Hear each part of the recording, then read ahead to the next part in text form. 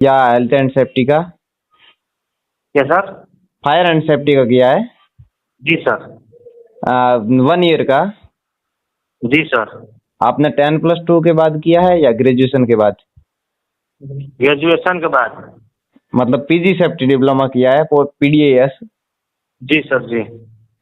तो आपने graduation BSc किया या आपने बीए किया? BSc sir. बीएससी किया। और आपका डिप्लोमा कंप्लीट हुए ना कितना टाइम हुआ है? सर 4-5 दिन हुआ है अभी। 4-5 दिन हुए।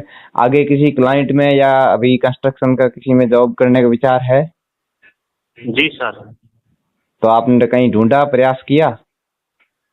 नहीं, हम यूट्यूब पे देख रहे थे, आपका नंबर मिला, अभी प्रयास कर रहे हैं ढूंढने के लिए।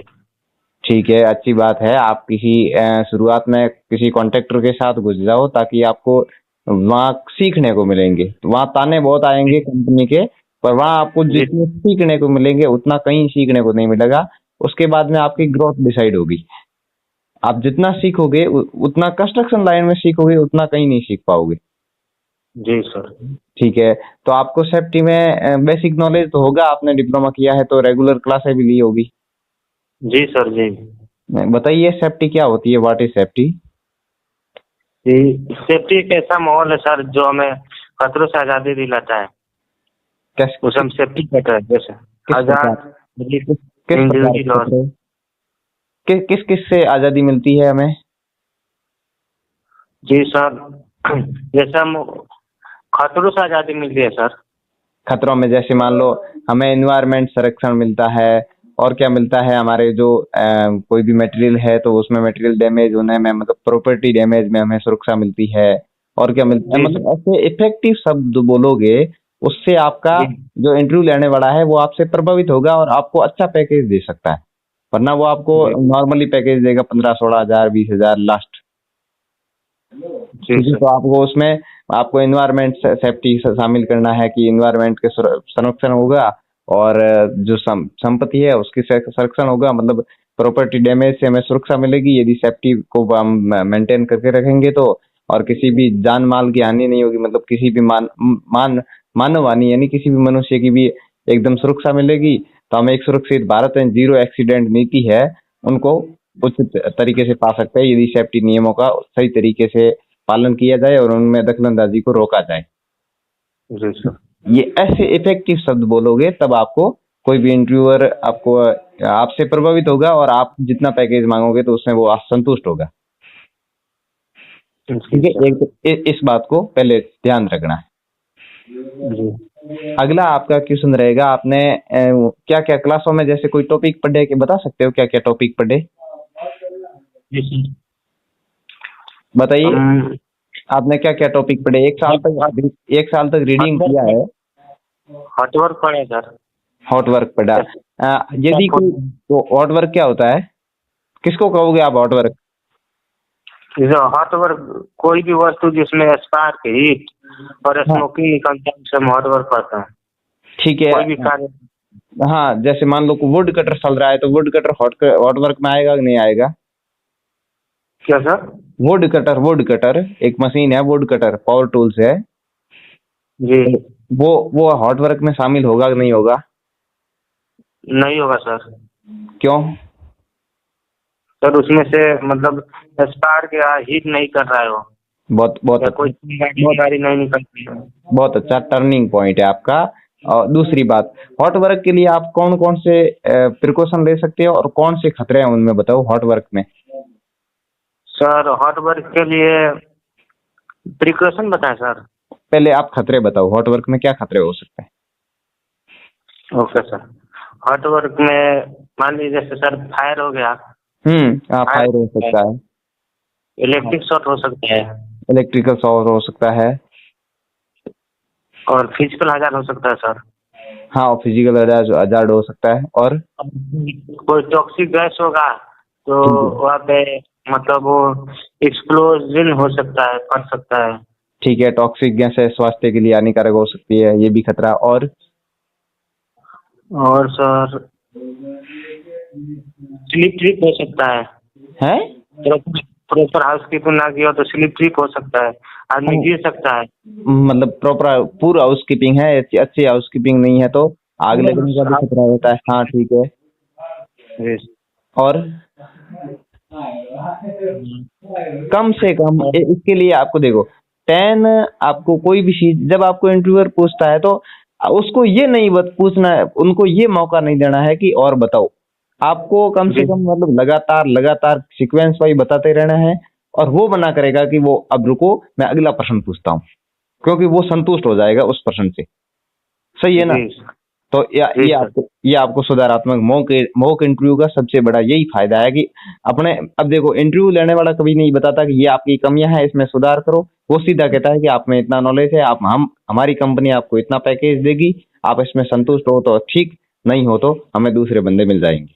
तो आपको फ्रेशर के लिए मजबूरी हो जाएगी कि उस पैकेज के लिए आपको यस करना पड़ेगा। तो उससे अच्छा है कि मॉक इंटरव्यू ले रहा है, हम हमारे चैनल पे मॉक इंटरव्यू लेते हैं, तो आपको ये बेनिफिट हो जाता है कहाँ आपकी गलतियां हो रही है और क्या आपको सुधार करना है। जी सर। और देखो अगला, आप देखो आप हॉटवर्क में अच्छे से अच्छा प्रिकॉशन क्या ले सकते हो? ट्यूशन सर, परमिट उसका ले सकता है। हाँ, हॉटवर्क का परमिट लेना। परमिट में आप हॉटवर्क का परमिट लोगे अलग से, जनरल वर्क परमिट अलग होगा और हॉटवर्क परमिट उसके साथ में होगा। वहाँ पे प्रॉपर हाउसकीपिंग देखेंगे, ठीक है, प्रॉपर हाउसकीपिंग देखोगे। और जो टूल्स होगा वो सूटेबल होना चाहिए। टूल्स को इंस्पेक्शन टैग लगा होना अति आवश्यक है। और बताओ? जी सर। और और बताओ? फायर एक्सटिंग्विशर आना चाहिए वहाँ पे। कौन कौन सा fire extinguisher? Foam fire extinguisher, foam वाला? Foam ABC. आपने आपने आपने आपने फायर के बारे में पढ़ा है? जी सर। ठीक है, एक बार फायर एक्सटिंग्विशर में इसके बारे में अलग आपको क्वेश्चन पूछूंगा। हाँ, अगला बताइए और क्या प्रिकॉशन ले सकते हैं हॉट वर्क में? और सर गैस टेस्टिंग करा सकते हैं वहाँ पे। है जी? गैस टेस्टिंग करा सकते हैं, कोई गैस लीकेज नहीं हो रहा है। वो तो कन्फाइंड स्पेस में होता है, इसमें हॉट वर्क में शामिल नहीं है। सर हॉट वर्क में अगल बगल मतलब 10 मीटर 15 मीटर के एरिया में चेक करा लेंगे कि कोई गैस मतलब नहीं हो रहा है, ना कि आग वगैरह लग सकता है। हाँ ठीक है, फायर लिखा ठीक है, ये भी आपका ठीक है। मतलब कभी आग लगने का खतरा रहता है तो एक बार गैस टेस्टिंग ठीक है। और वेरिफिकेशन कर सकते हैं, साइन बोर्ड लगा सकते हैं। हाँ, उसमें वेरिफिकेशन करना और साइनवेज बोर्ड लगाना, और साइन बोर्ड नहीं साइनवेज बोर्ड, और सूचना बोर्ड लगाना। रेस्क्यू टीम वहाँ पे रहना चाहिए। हाँ, और सर जो जो जो कॉन्फिडेंट पर्सन रहना चाहिए वहाँ पे, जो वर्कर है वो कॉन्फिडेंट पर्सन रहना चाहिए।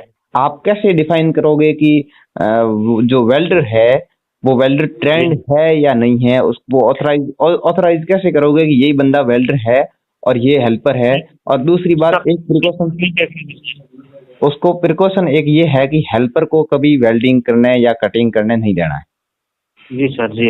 ये एक अच्छा प्रिकॉशन बताना है आपको जब इंटरव्यू लेना है उसको। और आप कैसे डिफाइन करोगे, बताओ वेल्डर है कोई बंदा? सर उसका परमिट देखेंगे वेल्डिंग मतलब। नहीं, वो जो वेल्डर है, आप तो कह रहे हो ना कि बंदे सफिशिएंट होने चाहिए और ट्रेनिंग होनी चाहिए, बंदे बिना ट्रेनिंग के नहीं होने चाहिए। आप कैसे डिफाइन करोगे कि जो वेल्डर है वो मतलब अपने उसको प्रॉपर ट्रेनिंग है और उसको काम के लिए ऑथोराइज कर सकते हैं, वो एकदम काम के लिए सुटेबल है? सर उसका वो जब परमिट के साथ में उसका आईडी होता है कि ये हॉट वर्क के लिए काम करेगा, ये वेल्डिंग के लिए मतलब हॉट वर्क के लिए नहीं, उसका एक आईडी कार्ड होता है, मान वो लो चेक कोई करना। मान लो कोई हेल्पर है और कॉन्ट्रैक्टर यही चाहता है कि पैसे बचे जैसे तैसे करके, तो वो यही चाहता है कि मतलब हर किसी को वेल्डर बना देगा। नहीं सर ऐसा नहीं हो सकता है। आप कैसे डिफाइन करोगे कि ये वेल्डर है और ये वेल्डर का काम करने के लिए सही आदमी है? नहीं, सर जो हेल्पर सेफ्टी ऑफिसर का कर्तव्य यही बनता है ना? जी सर। बताओ। सर उसको मतलब उसका परमिट में देखेंगे हॉट वर्क के लिए उसका परमिट है कि नहीं। नहीं, मैं उस बंदे का पूछ रहा हूँ ना, उस बंदे को कैसे डिफाइन करोगे आप? सर वो जो काम करेगा, जो हॉट वर्क के लिए कटिंग करेगा, वो हेल्पर कर ही नहीं सकता है। हेल्पर नहीं कर सकता। आप कैसे, मैं वेल्डर का पूछ रहा हूँ, आप वेल्डर को कैसे डिफाइन करोगे? यही क्वेश्चन आपके आईक्यू लेवल की जांच करते हैं कि ये बंदा सेफ्टी ऑफिसर है कि नहीं है। तो आपको इसके लिए यही कहना है कि उसके पास लेटर होगा, कि एक्सपीरियंस लेटर। ठीक है। जी दूसरी बात, जी आपको क्या करना है कि जब आपको बताता है कि ये वेल्डर हमें है और ये वेल्डिंग का काम करेगा, तो आपको उसको क्वेश्चन करने हैं और क्रॉस क्वेश्चन करने हैं। मतलब क्रिया के बदले प्रतिक्रिया करनी है कि आपने कितने साल हो गए वेल्डिंग कर रहे हो, आपने ये मशीन को कैसे यूज कर रहे हो, मशीन को कितने अर्थिंग कर रहे हो, अर्थिंग अर्थ बिना अर्थ की मशीन यूज करने से क्या होता है, आपने कभी जॉइंट करते हो, यदि केबल्स को जॉइंट करते हो तो उसमें आप क्या लगाते हो। वो ऐसे नहीं कि टैप लगा के इनको केबल्स को जॉइंट कर ले, उसमें मेल फीमेल यूज करता है। मतलब वो वेल्डर आपको क्वेश्चन करना है उससे, तब आपको पता चल जाएगा कि ये इस बंदे ने काम किया हुआ है कि नहीं किया हुआ, आप बता सकते हो ना। जी तो सर। जी ये आपके लिए एक अच्छा प्रिकॉशन है। जी सर, थैंक और आपने एक प्रिकॉशन ने बताया, जो मशीन है उसको अर्थिंग करना जरूरी है। जी जो सर। वेल्डिंग की मशीन है उनको अर्थिंग, डबल अर्थिंग होना जरूरी है, क्योंकि वो इलेक्ट्रिकल शॉक में काफी सुरक्षा करती है। एक प्रश्न है आपका, पीटीडब्ल्यू नाम सुना है? तो पीटी। हाँ, पीटीडब्ल्यू, जी sir. Permit permit. Permit to work. बताइए, परमिट टू वर्क, परमिट में आप कौन कौन सी चीजों को इंश्योर करोगे, कौन सी चीजें होनी चाहिए, और उसमें क्या चीज होती है, उसमें परमिट की जिम्मेदारी किसको होती है, और परमिट इशू कौन करता है? क्या बताओ परमिट के बारे में, आप बताओ क्या आप समझते हो, परमिट क्या होता है? सर परमिट तो पहले मतलब वो इसमें लिखा होता है कि मतलब आदमी ये कौन सा काम कर रहा है, इसमें हाँ, कौन सा काम लायक है, ये आदमी कौन सा काम करता है, उसमें परमिट में लिखा रहता है। इसमें आपको ये बोलना है कि परमिट एक लीगल डॉक्यूमेंट है, कानूनी दस्तावेज है, जो किसी क्लाइंट या किसी संगठन का ऑथोराइज पर्सन होता है उसको इश्यू करता है, और वो हमें काम की अनुमति देता है संगठन काम कार्य गतिविधि करने की। उसमें जेएसए होता है, यानी जेएसए जॉब सेफ्टी एनालिसिस, यानी किसी काम जी को उसमें एनालिसिस किया जाता है, यानी उसको निरीक्षण किया जाता है गतिविधियों को, कौन से हजार्ड हो सकते हैं और किस टाइप, मतलब स्टेप, अलग अलग स्टेप में, प्रथम स्टेप में क्या हजार्ड हो सकता है, सेकंड स्टेप में क्या हजार्ड हो सकते हैं, और उसमें क्या प्रिकॉशन होने, तो वो ऐड है कि नहीं है परमिट के साथ, और उसके साथ टीबीटी ऐड है कि नहीं है, और उसके साथ एसओपी ऐड है कि नहीं है, ये चीजें होनी जरूरी है। उसके बाद में उसमें टाइम वैलिडिटी होती है, इतने बजे से इतने बजे तक ये परमिट दिया जाएगा। उसके बाद में जी आपको बोलना है कि उसमें डिस्क्रिप्शन वर्क होता है कि आज क्या काम होगा, उस प्लांट का नाम क्या है या संगठन का नाम क्या है, कौन सा जी कॉन्ट्रैक्टर है या कौन सा कोई एम्प्लॉय काम करवा रहा है उसका नाम होगा, प्रॉपर लोकेशन होगी। ऐसा नहीं कि परमिट ले लिया पूरी प्लांट में और एक एक प्लांट का परमिट ले लिया क्लियर हो गया, वो नहीं। जैसे आप एमसीआर हो गया, आईसीआर 1 हो गया, ओपी सेटअप हो गया, अलग अलग लोकेशन होती है। सिक्योरिटी गेट हो गया, यानी बेचिंग प्लांट हो गया, कहीं भी मतलब लोकेशन, उसी लोकेशन पे ही वो ऑथोराइज देते हैं, काम करने के लिए अनुमति देते हैं। तो परमिट के जी लिए सर। कौन कौन सी चीजें आपके छुट्टी आपको पता चला? जी सर, हजार उसमें लिखा हुआ है हाँ, उसमें उसमें हजार कौन लिखे से। हैं। उसमें जो महत्वपूर्ण बिंदु होते हैं सेफ्टी के लिए, जैसे उसमें पहला ही होता है, आपने टीबीटी इंश्योर की कि नहीं, टीबीटी को करवाया, तो ऐसा कोई बंदा नहीं है जिसने बिना टीबीटी काम किया, तो वो होता है। उसके बारे में जेएसए के बारे में होता है, सभी मशीनों को ईएलसीबी लगी हुई है कि नहीं है वो पूछते हैं। और जैसे जनरल वर्क हो गया, तो आपने लेडर को यूज ले रहे हो, लेडर सफिशिएंट है कि नहीं है, लेडर का उसमें सड़ने उतरने के लिए 75 डिग्री में है कि नहीं है, सब चीजें देखी जाती है। तो ये पॉइंट जी परमिट में होता है, कौन सा यस है, कौन सा नॉट एप्लीकेबल है, कौन सा नो है, ये चीजें आपके चुकी है। तो आपकी कमियां पता चल गई, पर पीटीडब्ल्यू के बारे में पूछते हैं तो आपको क्या बोलना है? Okay sir. पता चल गया। अब उसके बाद में रिसीवर होता है, रिसीवर सिग्नेचर करता है, उसके बाद में रिसीवर पूरे पॉइंटों को चेक करता है कि जो पॉइंट है वो जी सही है कि नहीं है, जो काम मशीन पावर टूल्स और हैंड टूल्स है वो अच्छी कंडीशन में है कि नहीं है, जी सर। अपना इक्विपमेंट यूज ले रहे हैं वो सही है कि नहीं है, वर्कर जो ट्रेंड है कि नहीं है, उन चीजों को रिसीवर जांच करता है। उसके बाद में परमिट धारक यानी परमिट होल्डर होता है, उसकी जिम्मेदारी होती है वो दिन भर परमिट को पास में रखता, और परमिट में पास रखकर उसको कोई भी अनसेफ गतिविधि नहीं होने देना। उसके बाद में जो क्लाइंट का एक ऑथराइज पर्सन होता है, वो उसको सभी गतिविधियों को जांच करके उस परमिट पे सिग्नेचर करके ऑथराइज अपन को अनुमति देते हैं। ठीक है। जी सर। तो परमिट जी एक कोई डॉक्यूमेंट मतलब कागज नहीं है, परमिट बहुत बड़ी चीज होती है। जी सर। जो मैंने अब परमिट में क्या बोलना आपको पता चल गया? जी सर। ठीक है। अगला क्वेश्चन रहेगा, यदि किसी संगठन में आप लीडरशिप यूज ले रहे हो, तो लीडर जी सेफ्टी के बारे में बताइए, क्या किस प्रकार आप बताओगे कि ये लीडर सही है, इस लीडर में क्या क्या सेफ्टी रखनी है, कि वर्कर को भी कैसे ट्रेंड करोगे और आप उसको कैसे सही मानोगे कि ये लीडर सही है और इसमें ये सावधानियां रखनी है, ये हजार्ड हो सकते हैं। सर, लेदर को पहले हम लोग मतलब 75 डिग्री पे लगाते हैं। 75 डिग्री में, ओके। आप कैसे और डिफाइन करोगे ये 75 डिग्री में? सर उसको मतलब जितना पिच का लेवल होगा, हाँ, लेवल हो लेदर, उसको नापेंगे ठीक है। और उसमें 4 से मतलब भाग दे देंगे, और जितना आएगा ठीक है। उतना उतना से और मतलब लगाएंगे। और बताओ। और उसमें जो लगा होता है पॉइंट, वो 3 3 मीटर पर सर लगा होता है शायद। हम्म। जी सर।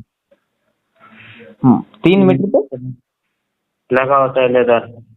नहीं नहीं, 3, ये कोई आंकड़ा ही नहीं है, 3 मीटर पे कहाँ लगा होता मतलब वो लेदर का वो जो नहीं होता है स्टेप, है? देखो इसमें मैं बताऊं आपको। 3 मीटर में 10 तो स्टेप लगा रहता है। नहीं नहीं नहीं, आपके 3 स्टेप जहाँ से उस लेडर को एंकरिंग किया हुआ है उसको 3 स्टेप ऊपर होने चाहिए। उसके बाद में सफिशिएंट जो उसके स्टेप है, वो स्टेप जी 1 फीट का होता है, मतलब उस पे गैप जो आपको उचित माना जाता है, उसको उचित तरीके से एंकरिंग किया हुआ है कि नहीं किया हुआ है। उसके बाद में उसके अंदर जो पकड़ने के लिए रेलिंग है कि नहीं है, ऐसा लेडर तो नहीं है जो जुगाड़ तुगाड़ से बना रखा है, वो भी नहीं होना चाहिए। यदि आप इलेक्ट्रिकल का काम कर रहे हो तो धातु का लेडर, किसी भी धातु, एल्यूमिनियम का हो या लोहे का हो, धातु का लेडर उपयोग में नहीं लेना है। तो ऐसी चीजें आपको जरूरी बतानी जी है, ठीक है। जी सर। और मैं अगला क्वेश्चन रहेगा, एक क्वेश्चन रहेगा जिसमें आपका काफी चीजें मेंटेन हो जाएगी, आपका अवलोकन हो जाएगा कि आप सेफ्टी इंजीनियर हो या सेफ्टी सुपरवाइजर हो या सेफ्टी ऑफिसर हो और या असिस्टेंट मैनेजर हो, बन सकते हो। हालांकि हम आपके अच्छे भविष्य की कामना करते हैं, आप प्रयास करोगे सेफ्टी में तो ये जॉब बहुत अच्छा है। गल्फ कंट्री में भी स्कोप रहते हैं, इंडिया में भी बहुत स्कोप रहते हैं, तो आपके पीडीएस किया हुआ है तो बहुत अच्छे स्कोप रहते हैं। अब तुरंत किसी क्लाइंट में आप ज्वाइनिंग के लिए प्रयास करो। तो आप अगला जी क्वेश्चन रहेगा कि आप किसी भी साइड पे जाओगे जहाँ आपकी ड्यूटी रहेगी, तो आपको क्या वहाँ रूल्स अपनाने होंगे, आपकी क्या वहाँ पे ड्यूटी यानी रूल्स और आपकी वहाँ रेस्पॉन्सिबिलिटी क्या होगी? सर, रिस्पॉन्सिबिलिटी मतलब यही रहेगा कि हम किसी भी साइट पर जा रहे हैं तो परमिट देखेंगे ठीक है। और टीबीटी देंगे। टीबीटी देंगे? मतलब जी, फुल फॉर्म बताइए टीबीटी का। टूल बॉक्स चाल ठीक है, चाल। ओके। और बताओ क्या करोगे? और साइट पे मतलब देखेंगे कोई भी मतलब हजार नहीं ना है, मतलब किसी भी काम में डैमेज वैमेज मतलब हजार देखेंगे, उसका कंट्रोल मेजर बताएंगे। अनसेफ एक्ट और अनसेफ कंडीशन को डिफाइन करेंगे और उनको कंट्रोल मेजर बताएंगे। ये जी बोलना है जब आपका इंटरव्यू कोई क्लाइंट लेती हो। ठीक है, जी। आगे बोलिए।